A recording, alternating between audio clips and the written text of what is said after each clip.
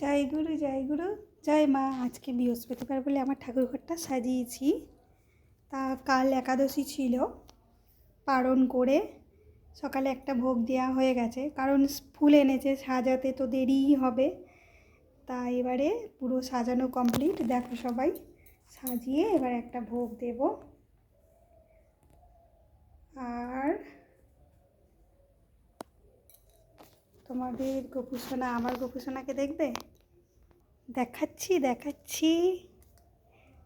আজকের বৃহস্পতিবার বলে হলুদে হলুদ, বৃহস্পতিবার করে আমি হলুদ বস্ত্রই পরাই, তবে ফুলগুলোও পেয়েছি বেশ ভালো, হলুদ সবই আমাদের কাছে।